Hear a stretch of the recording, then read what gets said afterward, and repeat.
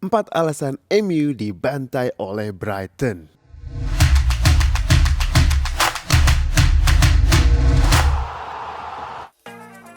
Welcome back to Football United TV.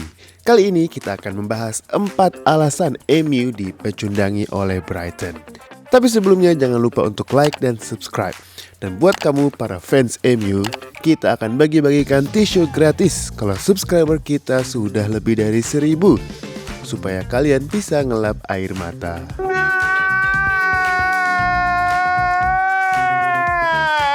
Berikut 4 alasannya. 1. Midfield diamond di tengah.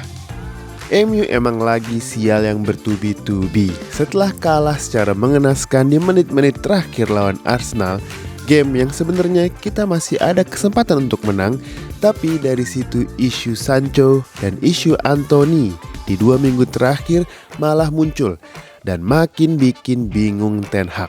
Si botak jadi makin botak deh.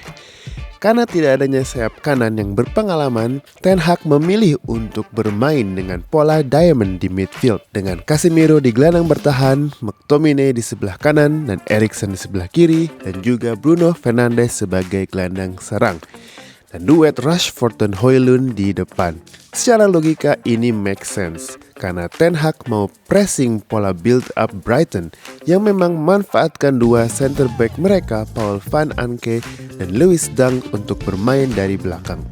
Terbukti di 15 menit pertama MU gacor. Pressing ketat lini tengah dan duet striker MU bikin Brighton sulit keluar dari kotak penalti mereka.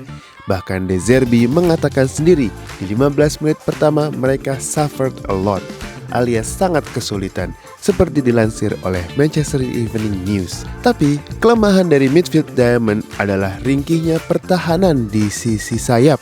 Dan tentu saja semua gol Brighton berasal dari serangan lewat sayap, dan semuanya terlihat identikal. 2. De Zerbi melakukan tactical tweak dari pola build up Brighton.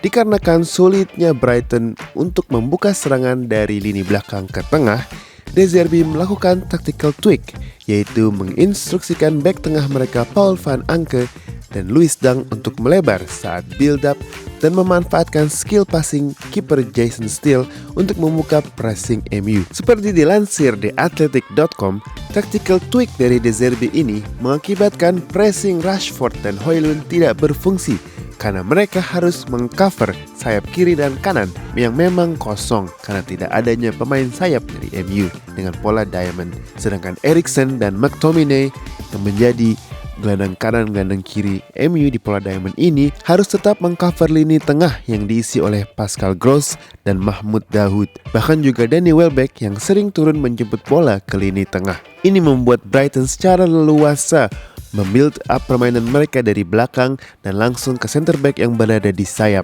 Terhitung semenjak De Zerbi men-tweak build up mereka, MU sama sekali tidak berkutik dan Brighton benar-benar mendominasi pertandingan. Ten Hag tidak punya jawaban. Nomor 3. Ten Hag kebingungan di babak kedua. Setelah dominasi dari Brighton semenjak menit ke-15, Ten Hag berusaha memberi jawaban, namun keputusan-keputusannya terbilang salah.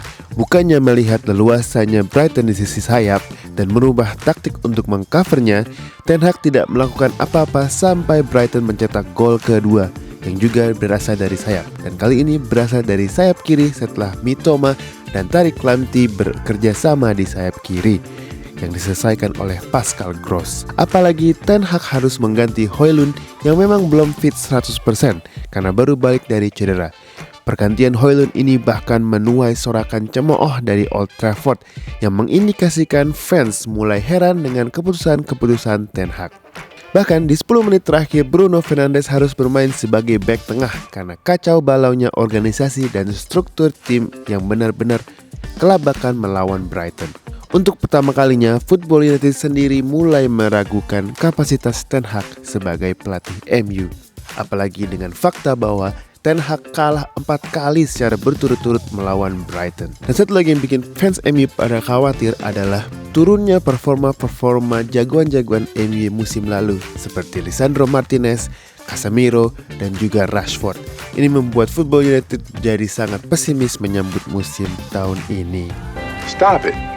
Get some help. Nomor 4, perbandingan nilai transfer Brighton yang hanya secuil dari transfer MU.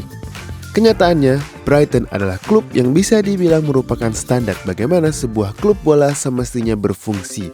Seperti dilansir oleh Kieran Maguire, seorang expert di bidang football finance, dari 11 pemain yang bermain melawan MU kemarin, 5 diantaranya adalah free transfer, termasuk Jason Steele, Adam Lallana, Mahmud Dahoud, dan juga Danny Welbeck. Dan sisanya hanya berharga 17,9 juta pound sterling. Dibandingkan dengan MU yang sudah spend lebih dari 300 juta di 2-3 musim terakhir, termasuk untuk memenuhi keinginan-keinginan Ten Hag. MU sendiri punya gaji pemain yang paling termahal di Liga Inggris, sedangkan Brighton adalah salah satu klub yang rata-rata gaji pemainnya paling terkecil di Liga Inggris.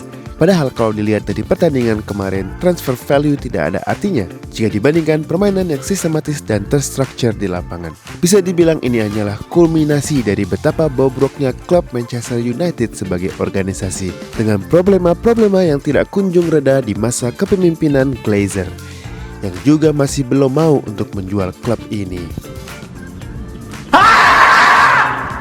Next game melawan Bayern Munchen di Allianz Arena.